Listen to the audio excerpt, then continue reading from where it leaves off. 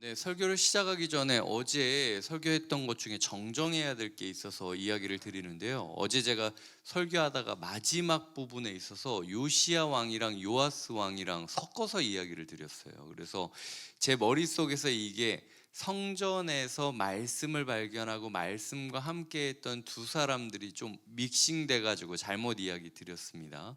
어제 이야기 드리고 싶었던 것은 정말 어렸을 때 성전에서 보호를 받고 있었던 사람이라 할지라도 하나님 안에서, 믿음 안에서 자립하지 못한 믿음, 사람과 함께함으로 자립하지 못한, 하나님과의 대화 채널이 열리지 않은 사람의 말로가 어떤지를 이야기 드리면서, 사람들이 이 왕이 하나님의 보호하심 가운데 어렸을 때에 성전에서 살았던 사람이라 할지라도 그럼에도 결국 이렇게 되지 않았느냐 하는 이야기를 강조하려고 했다라고 받아주시면 좋을 것 같습니다. 오늘은 요아스의 아들입니다. 1절에 보면 아마샤라고 하는 사람인데요. 이 아마샤의 특징을 뭐라고 이야기하냐면 25세 때 예루살렘에서 그 왕이 되고 29년 동안 다스렸다라고 이야기를 하고 있죠.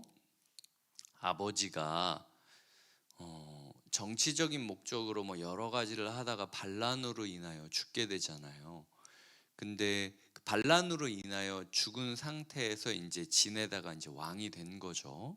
그리고 29년 동안 다스리게 되는 것 아닙니까? 그렇다면은 나를 지금 왕위에 올린 신하들이 내 아버지를 죽였던 사람들인 거예요. 그러니까 정치적으로 봤을 때 이 사람도 사실은 칼날 위를 걷는 것 같았겠죠. 나름대로 진짜 최선을 다해서 29년 동안 이렇게 다스렸다는 것 자체가 저는 기적이다라는 생각이 들고, 더 나아가서 뭐라고 이야기하냐면 3절에 보면 그런 상황에서도 그의 나라가 굳게 섰다. 그 굳게 선 증거가 뭐죠? 부왕을 죽인 그 반역자 신하들을 죽였다. 당시 이제 여야에서 엄청 유명한 사람들, 권세 있는 사람들이 그 반란의 주동자가 되지 않았겠습니까? 근데 그럼에도 불구하고 그 사람들을 철저히 하나씩 하나씩 이 죽이는 모습들을 보여주고 있는 거죠. 굉장히 집요하고 굉장히 철저하고, 그리고 어, 하여튼 이런 부분에 있어서 이 사람도 참 쉽지는 않았겠다. 이렇게 죽이고 났는데 보면은 4절에 보면 그들의 자녀들은 죽이지 않았다. 흔히 이렇게 생각할 수 있지 않겠습니까? 내 아버지를 반역자들이 죽였을 때 나를 살렸어요. 그러니까 나도 니네는 원수는 죽여도 원수의 아이는 살린다 라고 생각할 수 있겠지만, 성경은 그 상황을 어떻게 평가하냐면 모세의 율법책에 기록되었기 때문이다 라고 이야기를 하고 있습니다. 그런 정치적인 이유보다도 아마샤라는 사람의 마음 가운데는 최소한의 이제 양심이라고 할까요? 최소한의 한계선은 있었던 거죠. 내가 이 타락한 시대에서, 내가 이 기준을 알지 못하는 시대에서, 내가 이 분열된 시대에서 도대체 어떻게 살아가는 것이 옳은 일일까? 정말 뭐 선명하게 뜻을 알고 뚜렷하게 살아갈 수 있지는 않았지만, 그럼에도 불구하고 마지노선, 한계선은 있었다라는 거죠. 이런 부분에 있어서 저는 이 아마샤라는 왕이 굉장히 우리의 모습과 현장감 있게 다가오곤 합니다. 우리가 뭐 이 시대 가운데 이 남북이 나뉜 시대를 살기도 하고, 여야가 나뉜 시대를 살아가기도 하고, 이 분열 시대를 살아가고 있고, 그리고 내가 뭔가 정상적으로 이렇게 바르게 자라서 바르게 됐다라기보다는 우리 가정부터 시작을 해서 이 사회부터 시작해서 막 반역을 하고 서로 죽고 죽이고 뭐 난리도 아닌, 그리고 내가 정상적으로 살아가기에는 정치적으로도 눈치 봐야 될 게 너무 많은, 나 또한 잘못했다가 우리 아버지처럼 우리 신하의 칼에 찔려 죽을 수도 있는 이런 칼날 위를 걷는 것 같은 조마조마한 인생을 살아가는 게 우리이지 않습니까? 그럼에도 불구하고 우리가 기억해야 되는 모습들, 우리 마음 가운데 저는 최소한의 마지노선이 있다고 생각해요. 우리가 뭐 그 신앙인으로서 막 세상 사람들이랑 똑같은 부분도 있죠. 막 복수하고 막 뭐 이런 부분들도 있지만, 그럼에도 불구하고 그래도 이건 아니지라고 하는 어떤 지점이 있다는 거죠. 그래도 애는 건드리지 말아야지. 그래도 뭐 이것까지는 해야지. 그래도 뭐 주일날 교회는 나와야지. 이런 식으로 마지노선이 있는, 이게 잘한다는 이야기가 아닙니다. 우리랑 같다는 얘기예요, 지금 이 사람이. 그런 우리와 같은 모습을 2절이 뭐라고 평가하냐면, 여호와께서 보시기에 정직하게 행하기는 했대요. 근데 온전한 마음으로 행하지 아니었다는 거죠. 이게 우리랑 같은 진단이지 않는가. 하나님께서 우리에게 묻고 계시는 거죠. 너 함부로 아마샤 판단하지 말아라. 네가 아마샤 입장이 됐다고 생각했을 때 네 아버지를 칼로 찔러 죽인 신하들이 다 너를 쳐다보고 있는데 29년 동안이나 네가 거기서 왕으로 사역했다는 것 자체가 너무 대단하지 않니? 어쩌면 이 왕이 너보다 대단했을 수도 있어 라고 이야기를 하는 겁니다. 이 시대는요, 그 아마샤가 했던 것처럼 철저하게 복수하고 뿌리를 뽑기를 원합니다. 이 시대가 생각했을 때 아마샤라는 신앙인은요, 어중간한 모습이었을 수도 있어요. 아예 복수를 할 거면 끝까지 했었어야지, 하다가 애들을 놔두면 결국은 이 애들도 너처럼 너에게 복수하지 않겠냐 라는 마음들을 많이 줬을 겁니다.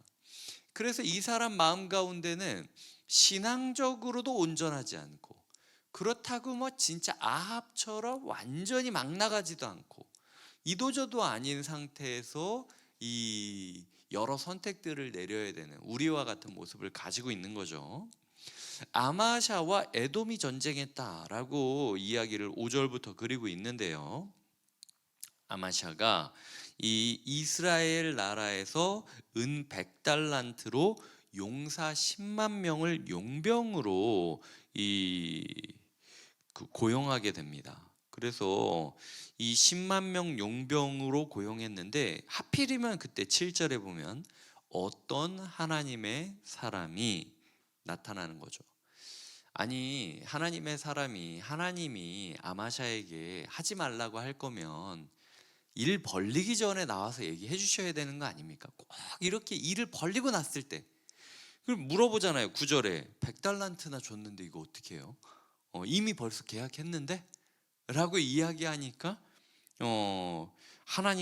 하나님께서는 능히 이보다 많은 것을 왕에게 줄 수 있다.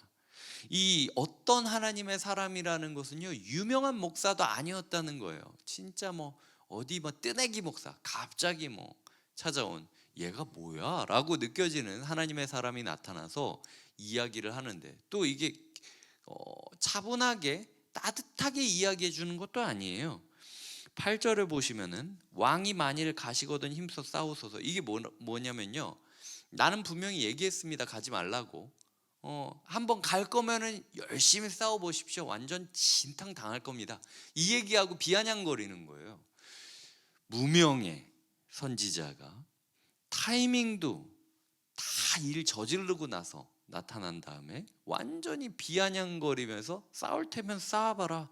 하나님은 능히 돕기도 하시고 능히 패하게도 하시니까 너 엄청 열심히 싸우고 엄청 크게 질 거니까 한번 네 말대로 하든지 내 말대로 하든지, 이런 식으로 이야기하는데도 불구하고, 그리고 100달란트라는 손해를 어떻게 해주냐, 뭐 원래 이렇게 얘기하면 하나님이 내가 100달란트 갚아줄게, 뭐 아니면은 뭐 눈 감았다 뜨면은 100달란트 생기게 해줄 테니까 이걸로 갚아, 뭐 이런 식으로 얘기해야 되는 거 아닙니까? 계약서 다 썼는데 취소하라고 얘기하는 거예요. 그리고 위약금은 네가 물라고 하는 거예요. 이런 부분에 있어서 이 아마샤라는 사람의 마음 가운데, 아니, 선하신 하나님이라면 이렇게 역사하시는 게 맞나? 미리 했어야 되는 거 아닌가? 아니면 내 옆에 유명한 사람을 둬가지고 나를 지켜주면서 계속 얘기시켰어야 되는 거 아닌가? 대안을 줘야 되는 거 아닌가? 왜 이런 질문들이 많이 있었는데, 어쨌든 아마샤는 북이스라엘 사람들을 돌려보내요. 그리고 그것 때문에 욕을 얻어먹습니다. 그 10절에 보면 유다 사람에게, 그 무리가 유다 사람에게 심히 노하여 분연히 고향으로 돌아갔더라. 아니 뭐 사실은 돈 받고 가는 건데, 네, 뭐 돈 받고 안 싸우고 가는 거면은 그냥 고마워할 수도 있는데도 불구하고 어쨌든 이 사람들은 자존심이 상한 거죠. 우리를 헛수고 시켰다, 가지고 놀았다라고 이야기를 하면서 돌아가는 겁니다. 11절입니다. 아마샤가 담력을 내요. 저는 이 담력을 내는 게 우리에게 필요한 오늘 적용이라고 생각해요. 그러니까 이제 오늘 말씀 같은 경우는 이 현실적인 우리와도 같은 사람이었지만 함께 하지 말아야 하는 사람들과 함께 하지 않고 홀로 그 길을 걸어가겠다라는 담력이 있어야 되는 거죠. 근데 사실은 혼자 걸어갔던 것도 아니에요. 자기와 함께하고 있는 사람들이 있었던 거죠. 근데 이 아마샤는 사실은 그걸로는 부족하다라고 생각했던 거예요. 내 곁에 있는 사람들이랑 걷기에는 아직은 내가 부족하니까 다른 사람들을 돈을 주고 인맥을 쌓아야 된다, 함께 싸워야 된다라고 생각하는 태도를 버려야 했다라는 거죠. 결국에는 우리의 모습 가운데 오늘 누구와 어떤 방식으로 교제를 할지를 결정하셔야 됩니다. 인간 관계를 맺다 보면은 굉장히 여러 결과들이 나오기는 하죠. 뭐 예를 들어 뭐 우리 아버지를 죽였던 사람들이 나를 왕으로 세우는 일처럼 어이없는 일이 생길 수도 있고요. 정말로 칼을 갈고 은밀하게 복수하면서 나에게 피해를 줬던 그 사람들을 하나씩 하나씩 죽이는 모습이 있을 수도 있고요. 그리고 일말의 동정심이나 양심의 찔림이 있어서 그들의 아들들, 자녀들은 살려두는 일이 있을 수도 있습니다.